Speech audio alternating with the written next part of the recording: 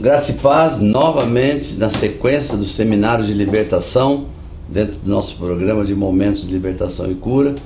E vamos aí continuar. Estávamos falando a semana passada sobre o padrão bíblico da família e começamos a mostrar como que Deus coloca o homem para ser o cabeça e por que Ele colocou e quais as responsabilidades que esse homem tem para poder ser cabeça. Não é simplesmente ser cabeça, mas tem que ter os parâmetros, os caráteres, os princípios de Deus para ser o cabeça. E a segunda coisa foi que entendemos que a presença de Deus é o primeiro ponto. Um cabeça, um homem de Deus, um líder de lar tem que ter Deus. Deus tem que fazer parte do lar. E aí entramos agora na questão da restauração dos casamentos hoje. Como fazer para restaurar um lar que ainda não tem esse princípio, né? Que não tem adotado. Uma coisa muito interessante, nós vivemos um tempo de muita correria, de muito desgaste, de horários, de escola, de trabalhos, de uma família maior, que muitos estão correndo, e muitos perderam aquele momento precioso da família reunida para orar, para buscar a Deus. Lembrando que Deus fala muito mais quando uma família se reúne do que mais de 1000 intercessores reunidos. Eu creio sim. As maiores experiências que eu tive na minha vida não foi quando eu fui nesses grandes congressos mundiais, internacionais, onde eu participei, onde aqueles poderosos homens de Deus que vêm de diversos países oraram até particularmente, puseram a mão na minha cabeça. Foi tremendo, poderoso, não perco esses congressos. Mas as maiores experiências com Deus particulares foi em casa, orando com a familhinha, orando eu e minha esposa, e minhas filhas. Quando eram solteiras, a gente fazia as nossas reuniões em casa. Eu não estou falando de células, porque célula é uma igreja. Estou falando da família reunida. E aí você veja que ali busca a presença de Deus, através da leitura da palavra, da busca. E as pessoas hoje se envolvem com tantas coisas que acabam deixando as prioridades principais para o padrão bíblico de Deus vir para o lar, deixando de lado. É o desgaste com o Facebook, com o WhatsApp. A gente passa o dia vendo essas coisas e não ora, não fala. Depois a gente quer que Deus resolva os nossos problemas. Na hora que há um pepino, um problema, a gente corre para a igreja para orar, mas quanto tempo nós passamos sem buscar o Senhor? Através de todas essas coisas. E até muitas famílias dizem assim, pastor, mas a vida moderna é difícil, porque cada um tem horário, uma correria. Mas se você vai visitar uma casa dessas, que dizem que não tem tempo de reunir a família, no dia de um jogo importante de futebol, você vai ficar admirado que eles conseguiram reunir a família. Por 1h30, 2 horas, toda a família reunida assistindo um jogo de futebol. Ou quando sai um DVD novo de um filme que todo mundo está falando. Eu não sei como consegue reunir toda a família durante 1h30, 2 horas para assistir aquele filme. Mas quando nós falamos para buscar o Criador, aquele que tem resposta para tudo, tem resposta para as curas, tem a cura para as enfermidades, tem a restauração dos filhos, tem libertação das drogas, é Deus, e não temos tempo para buscá-lo. Então chegou o tempo de restaurar o jardim do Éden na sua casa, o tempo de buscar a presença de Deus, buscar novamente o Senhor como prioridade e estabelecer o seu culto doméstico, nem que seja de manhã ou que seja à noite, e volte a fazer isso, para que o padrão bíblico de Deus volte à sua casa. A segunda coisa, antes de Deus fazer a mulher, antes de Deus criar a mulher, Deus está tratando com Adão para que ele seja o líder da casa, para que ele seja o cabeça da família. Então, um homem, para ser o líder, precisa primeiro da presença de Deus. Em segundo lugar, ele fala no versículo que nós lemos, do capítulo 2, verso 15 em diante, de Gênesis, ele fala cultivar. Quando você pega essa palavra no original, ela tem 2 significados. Ela tem o significado de cultivar mesmo, dentro da palavra portuguesa que a gente conhece, mas também tem o trabalho de trabalhar, ou seja, trabalhar o jardim. E trabalhar significa algo que é o segundo ponto. Uma família tem que ter trabalho. Uma família não pode ficar sem trabalho. Uma família abençoada, o homem, o líder, pode ter o filho que trabalha, pode ter a esposa que trabalha, mas a responsabilidade pelo sustento, aquele que é responsável pelo sustento é o homem. Um homem, para ser o cabeça do lar, para ter autoridade, para declarar que ele é o cabeça, o líder, ele precisa trabalhar, ele precisa trazer o sustento. Se ele não trabalha, ele tem que ser uma pessoa que gera as responsabilidades do sustento. Está sobre ele o trabalho. Ninguém faz nada no reino de Deus por preguiça. Quando Jesus veio, ele fala sobre coisas espirituais também. Ele fala sobre o reino dele. E em Mateus 11:12 ele diz: o reino de Deus é tomado por esforço. Em outras traduções, só entra no reino de Deus os que se esforçam. Ou seja, para entrar no reino de Deus não é uma coisa como muitos pregam por aí. Não, Jesus já fez tudo, você senta numa rede, é da graça de Deus, somos da graça e não fazemos nada. Isso é um grande erro.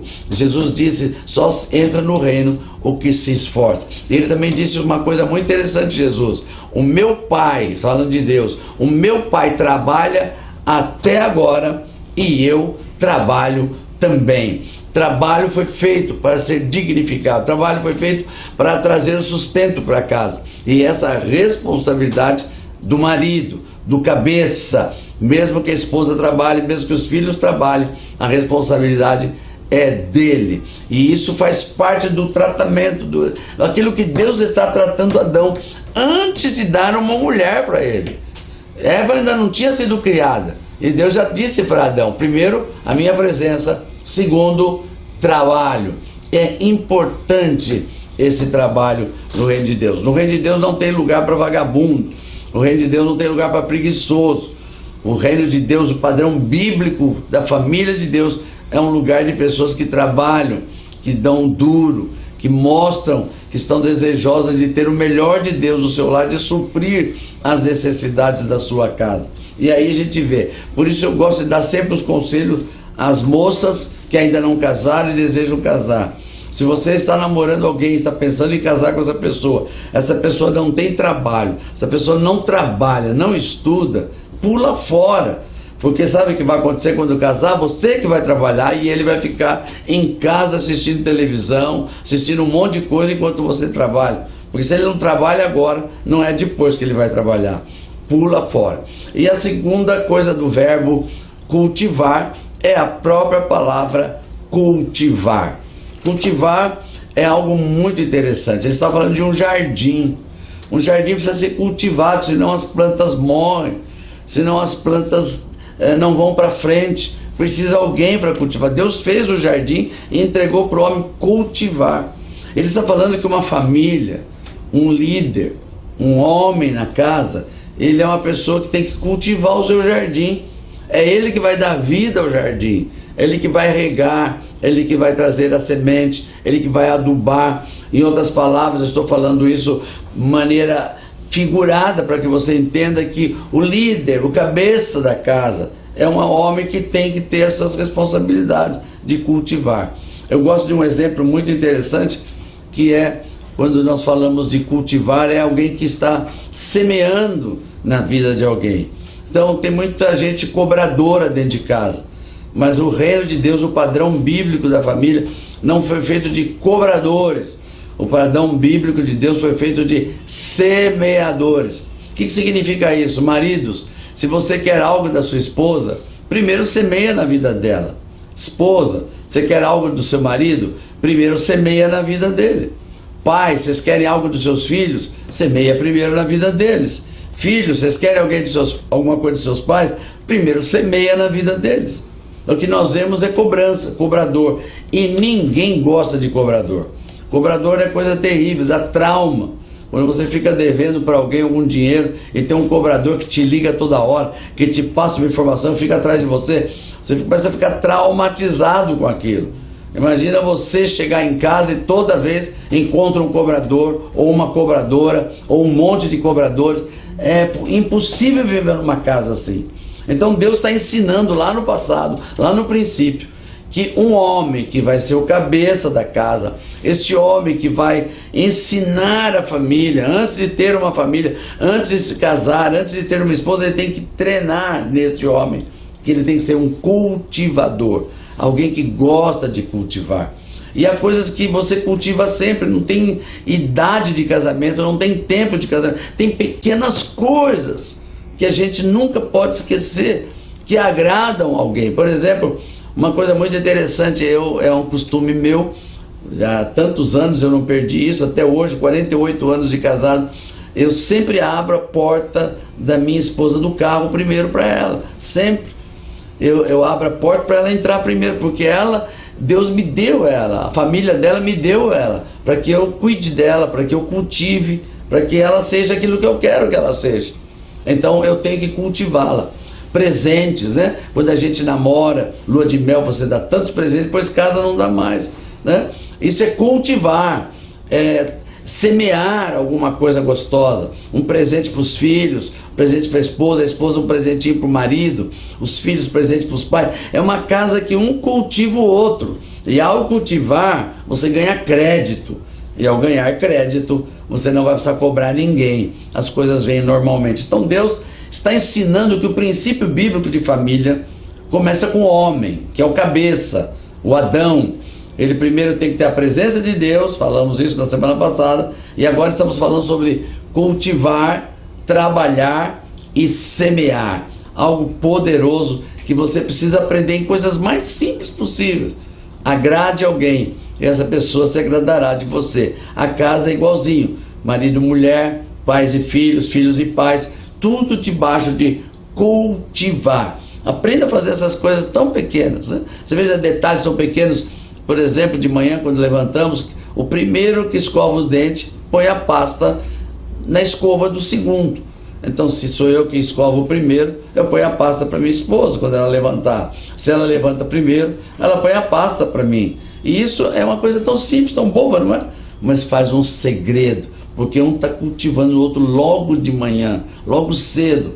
Já estamos sentindo que um pensou bem do outro, que quis agradar o outro. E isso evita brigas, evita discussões, evita tantas coisas. Aprenda a cultivar. E eu quero no próximo módulo ainda tratar um pouquinho desse assunto, falar por que Deus nos dá coisas brutas para que a gente transforme isso em projetos. E nós vamos falar disso no próximo módulo. Então guarde. Ponto número 1, presença de Deus. Ponto número 2, trabalho. Ponto número 3, cultivar, semear e colher. Estamos formando o padrão bíblico de uma família, como Deus quer a família. Eu sei que à medida que eu vou falando, tem muita gente que vai ficar muito triste, porque talvez a sua casa não seja assim, talvez sua família não seja assim. Mas deixa eu falar algo para você muito importante. Deus precisa de uma pessoa só numa casa para mudar todo o ambiente, porque uma pessoa com Deus é maioria absoluta. Quando você deixa Deus entrar no teu coração, você pode mudar toda a tua casa, sendo esposa, ou sendo marido, ou sendo filhos. Então comece hoje a buscar o Senhor para que Ele restaure a sua família. Este é um ano de renovação espiritual, e a tua casa vai ser renovada em nome de Jesus. Te abençoo, fica na paz do Senhor, até o próximo módulo.